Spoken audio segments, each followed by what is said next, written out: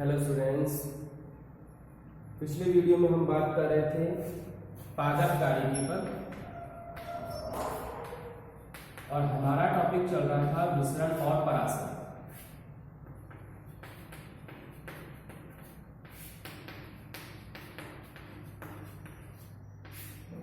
इस टॉपिक के अंदर हम कुछ बातें जोड़नी थी हमें और कुछ टेक्निकल कमियों की वजह से हम लास्ट में वो वीडियो कंप्लीट नहीं कर पाए। पहले उस वीडियो को कंप्लीट करते हैं। हम बात कर रहे थे विलयन के प्रकारों का।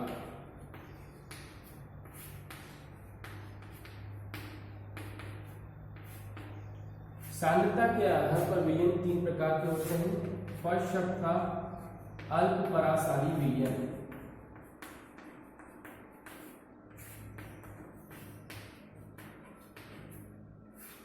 इस विलयन की सांद्रता कोशिका रस की तुलना में कम होती है। तो जब सांद्रता कम है, गाढ़ापन कम है, तो जल के अणु ज्यादा होंगे।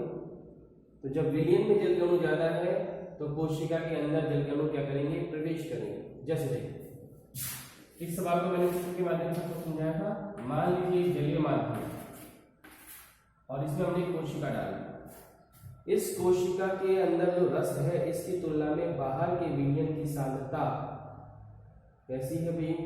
अल्प है। सांद्रता अल्प है तो इसका मतलब जल के अणु कैसे हैं? अधिक मात्रा में। अधिक मात्रा में है तो जल के अणु अपनी ज्यादा मात्रा से कहाँ चलते हैं? कम की तरफ चलते हैं और धीरे धीरे कोशिका फूल जाती है। दूसरा था अति परासारी विलयन। इस विलयन की खास बात, इसकी सांद्रता कोशिका रस की तुलना में अति यानी ज्यादा होती है। जब सांद्रता ज्यादा है, गाढ़ापन ज्यादा है तो जल के अणु कैसे होंगे? कम। तो अगर हम इस बार क्या किए, एक गाढ़ा विलयन भरे, उसमें कोशिका को रखें, गाढ़ा विलयन है, अति परासारी विलयन है, तो ऐसी स्थिति में सांद्रता अधिक है, गाढ़ापन अधिक है, तो जल के अणु कैसे हैं? कम है। तो ऐसी स्थिति में पानी अंदर से क्या हो जाएगा? बाहर निकल जाएगा। तो ये जो स्थितियां हैं, ये स्थितियां हमें बताती है कि विलयन किस प्रकार का है, उसी आधार पर जल के अणु अंदर आएंगे या जल के अणु बाहर आएंगे। ये 2 पॉइंट हम कर चुके थे पहले। तीसरा शब्द है समपरासारी विलयन।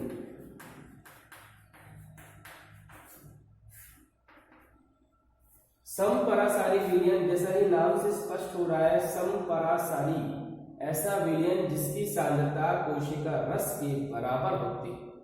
अब अगर मान लीजिए हम एक ऐसा विलयन यूज कर रहे हैं जिसकी सांद्रता कोशिका रस के बराबर है,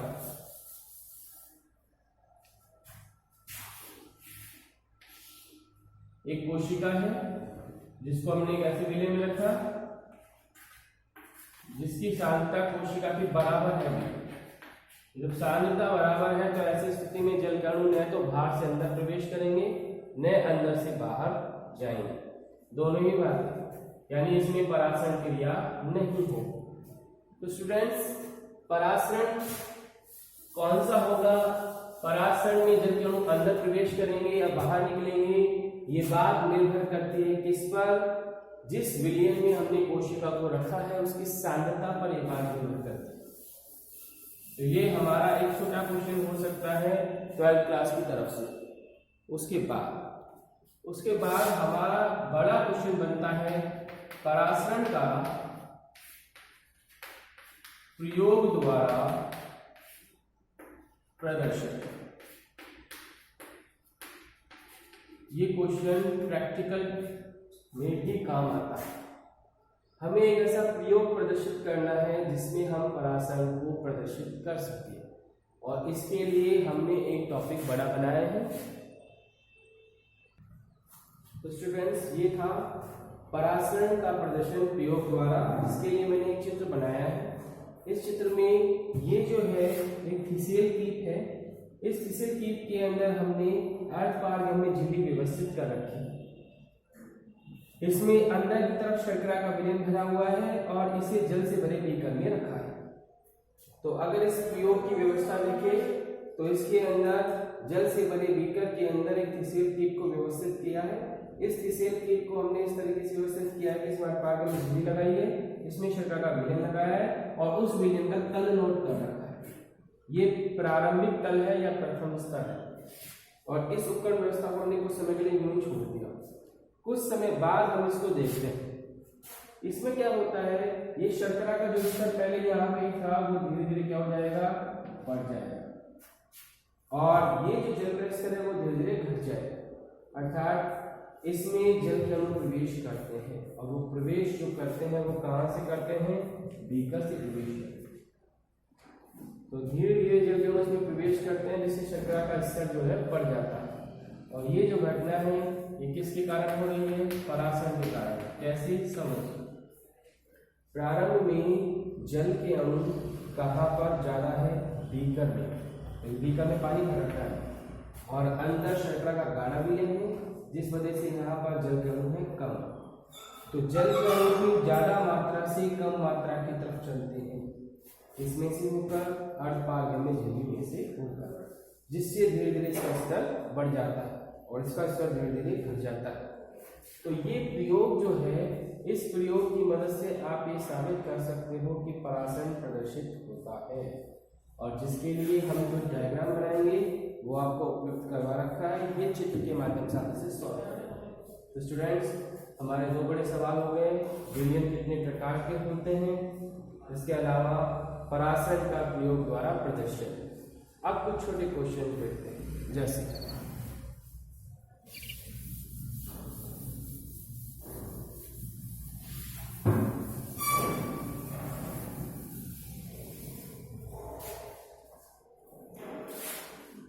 एक छोटा टॉपिक आता है अंतः शोषण।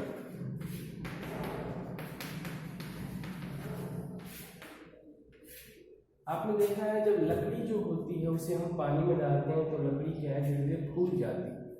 तो होता क्या है, ठोस या कोलाइडी विलयन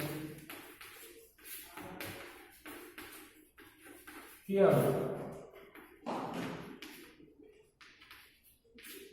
ठोस या कोलाइडी विलयन के अणु जल का अवशोषण करते हैं और फूल जाते हैं। तो जल का अवशोषण करके फूलने की प्रवृत्ति को क्या बोलते हैं, अंतः शोषण बोलते हैं। और बीज का फूलना, लकड़ी का फूलना, ये सब इसी सिद्धांत का काम करते हैं। तो स्टूडेंट्स, एक छोटा क्वेश्चन बनेगा हमारा, अंतः शोषण क्या है। तो आपको बताना अंतः शोषण वह प्रक्रिया है जहाँ ठोस या कोलाइडी विलयन के अणु जल का अवशोषण करके फूल जाते हैं। और ये घटना जो है, लकड़ी के फूलना, बीज का फूलना, उनमें ये ही घटना होती है। उसके बाद हमने पढ़ा कोशिका में विभिन्न दाब, यानी कोशिका में कौन कौन से दाब होते हैं उनके बारे में हमने बात की। जैसे पहला दाब है, हमने बात की स्फीति दाब। स्फीति दाब को बोला है टीपी, टर्गन प्रेशर। इसी के साथ दूसरा दाब और रहेगा जो दोनों को साथ लेकर चलते हैं, भित्ति दाब। भित्ति दाब को बोलते हैं वॉल प्रेशर, WP। एक सामान्य पादप कोशिका का चित्र कभी हमने बनाया था। एक सामान्य पादप कोशिका का चित्र की व्यवस्था कुछ ये होती है, जहां पर एक छोटा गोला प्रतीक के तौर पर किसको प्रेजेंट कर रहा है, केंद्रक को। ये बाहर वाली जो आवरण है ये प्रेजेंट कर रही है किसको, कोशिका भित्ति को। और ये अंदर वाला आवरण किसको प्रेजेंट कर रहा है, कोशिका झिल्ली।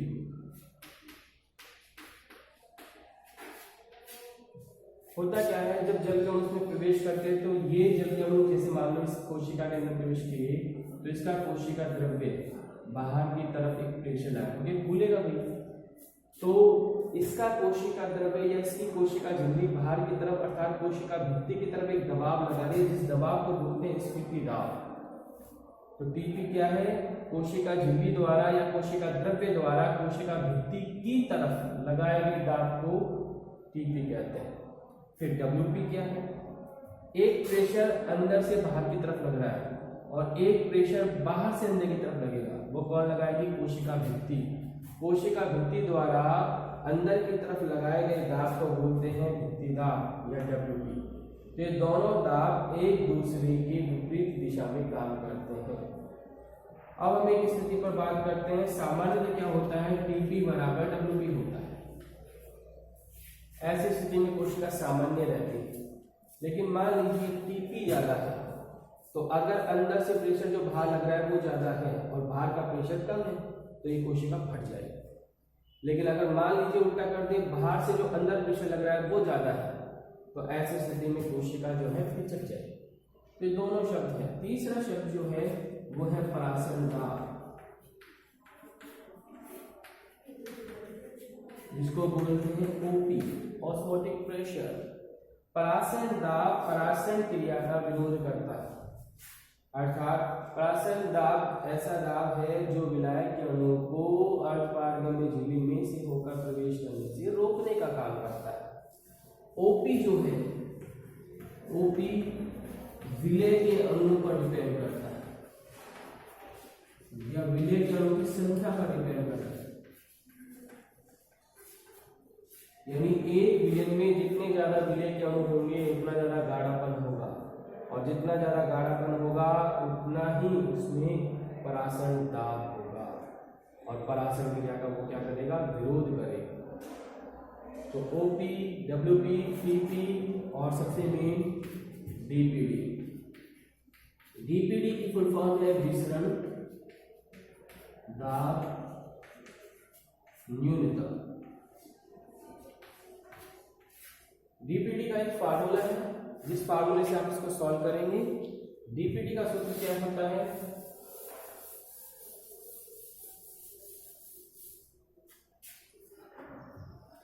डीपीडी बराबर ओपी माइनस टीपी, यानी कि डीपीडी का मान परासरण दाब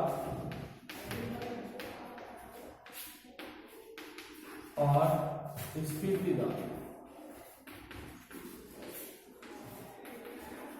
तो परासरण दाब और स्फीति दाब का जो अंतर है वो डीपीडी कहलाता है। और डीपीडी इसलिए इंपॉर्टेंट है क्योंकि जिस कोशिका की डीपीडी अधिक होती है वो कोशिका उतना ही जल का अवशोषण करने की प्रवृत्ति रखती है। तो डीपीडी को कुछ बुक्स में जल अवशोषण प्रवृत्ति या जल की मांग भी कहते हैं। तो मैंने बताया जिस कोशिका की डीपीडी अधिक होती है वो जल अवशोषण की प्रवृत्ति उतनी ही अधिक रखती है।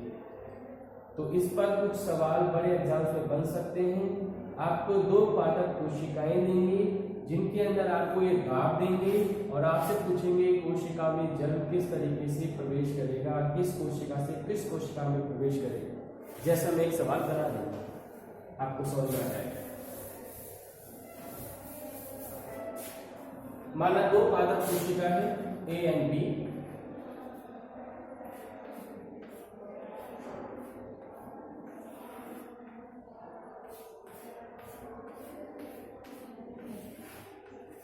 एक कोशिका की ओपी दी हुई है 4 एटमॉस्फेयर और इसका टीपी दिया हुआ है 2 एटमॉस्फेयर। एटमॉस्फेयर दाब से माप रहे हैं और इसका ओपी दिया हुआ है 4 और इसका टीपी दिया हुआ है मान लीजिए 3। अब आपसे पूछ रहा है कोशिका में जल किस तरफ गति करेगा, जल ए से बी की तरफ गति करेगा या बी से ए की तरफ गति करेगा या किसी भी तरह गति नहीं करेगा। ठीक है, सोचिए। पहले आप दोनों की डीपीडी निकालिए। फार्मूला आपके सामने है, डीपीडी बराबर OP minus TP. OP TP तो डीपीडी कितना आ गया 2 कोशिका नंबर ए का, और कोशिका नंबर बी का डीपीडी कितना आ गया 4 माइनस 3 ए। आप ये देखिए इसकी डीपीडी का मान है 2, इसकी डीपीडी का मान है 1। तो जल अवशोषण करने की प्रवृत्ति किसकी ज्यादा है, इसकी। तो जब जल अवशोषण करने की प्रवृत्ति इसकी ज्यादा है तो जल ये बी कोशिका से किस तरफ चलेगा, ए कोशिका की तरफ चलेगा। तो जैसे ही बी कोशिका से एक तो इसकी धीरे धीरे जल अवशोषण करने की प्रवृत्ति जो है उसके कारण ऐसा हो रहा है और ये जल को अवशोषित कर लेगा इस कोशिका से।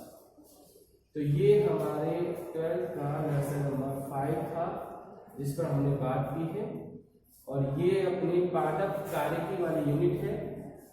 अर्थात पौधे के अंदर किस प्रकार से कार्यप्रणाली होती है। अगले वीडियो में हम नेक्स्ट टॉपिक पर बात करेंगे। धन्यवाद।